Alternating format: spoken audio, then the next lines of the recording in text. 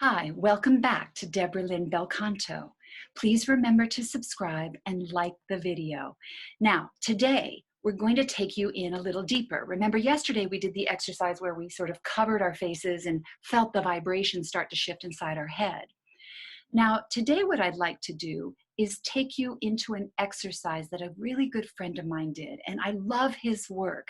So if you want to check him out, I know you can find him on Facebook at Paul Ellinger, Ellinger.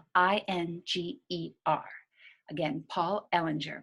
Now, he has some really cool ways of helping singers understand how to get control of their instruments, okay? Little fun exercises you can do and lots of really good concepts, all right?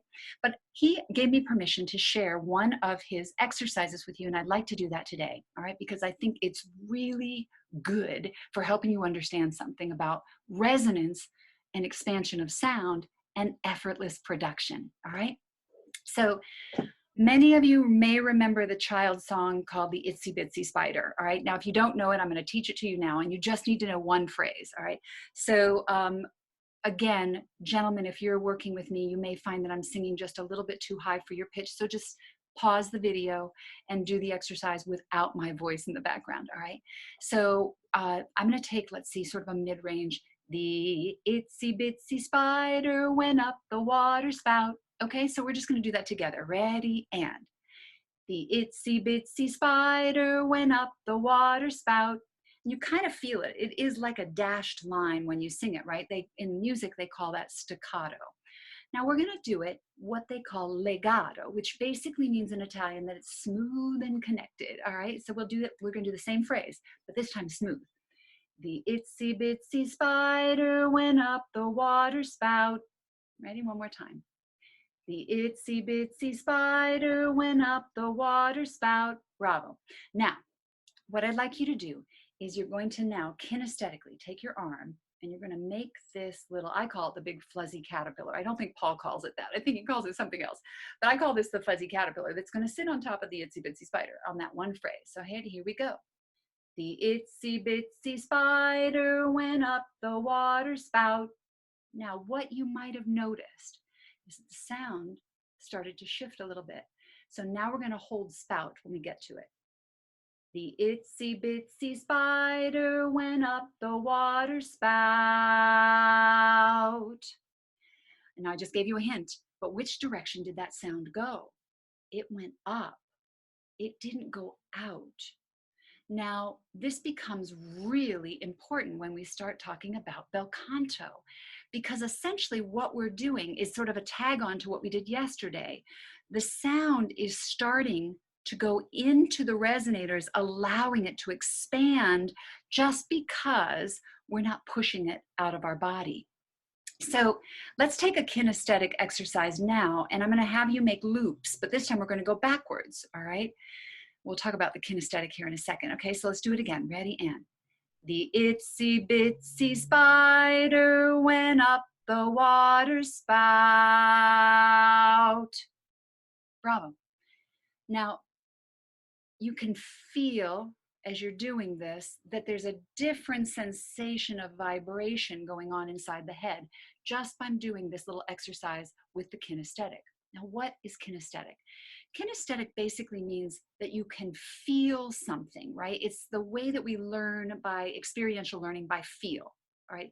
Sports, sometimes there's a kinesthetic response, you know, if you're a soccer player or you're a football player, things that you know your body can do and move and how you fall, for example, all right? So in singing, for me, where kinesthetic understanding helps is as we open up the instrument and we become aware of the inside of ourselves, it can help us be able to repeat behavior over and over again. Now, some people are not necessarily kinesthetic learners, and this is what you need to understand as you're watching my work. I'm going to try to hit you from different angles. Now, this would be your visual learners. So for visual learners, giving you a picture of the pharyngeal wall, giving you a picture of the subglottal pressure, giving you a picture of your lifted and engaged nasal resonators is really helpful for visual learners. Now, auditory learners are learners that learn by listening. You're going to kind of get that with this work because of the fact that you're listening to this video. And maybe if you turned it off, you'd be able to understand what I was saying. But if not, what I'm finding in my work is that people are usually some degree or some percentage of any one of these styles of learning. All right, so just know, however you learn best is what you focus on, yeah? Now, what I did is I maintained my open nasal resonators, all right? I maintained my open instrument. I stabilized the inside space, and then I just articulated almost like I'm talking. And I allowed the sound to access my nasal resonators. And essentially what starts to happen is that there's a looping, if you will, that's going to feel more like that, more like it's going up and over, up and over, up and over, all right? And the more that we get used to these stabilizing exercises and these stabilized muscles, what we're going to discover is that a whole lot of stuff gets way easier when the vocal folds are not getting exacerbated by hurricane force winds coming up from the south. This is where we get into trouble. This is what causes a lot of our difficulty, is right here. If you've ever felt fatigue, if you've ever felt constriction, if you've ever felt any kind of tension in the throat, typically it's being caused by the upward thrust of pressure. The body is not able to handle it. The vocal folds, trying to maintain their approximation and closure, have trouble with that kind of force. So just know that as we do this, even if this doesn't make sense yet, it's okay. Just go back to the candle flame exercise we did earlier in this week, or the hands over the face, and do the exercise like that.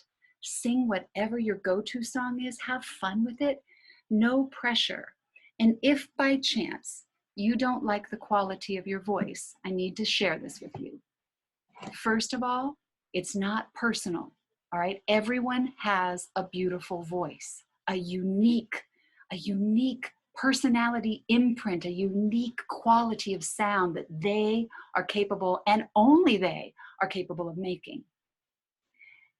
If you're having difficulty accessing that quality, from my perspective, it's caused by too much air force and a collapse of structure.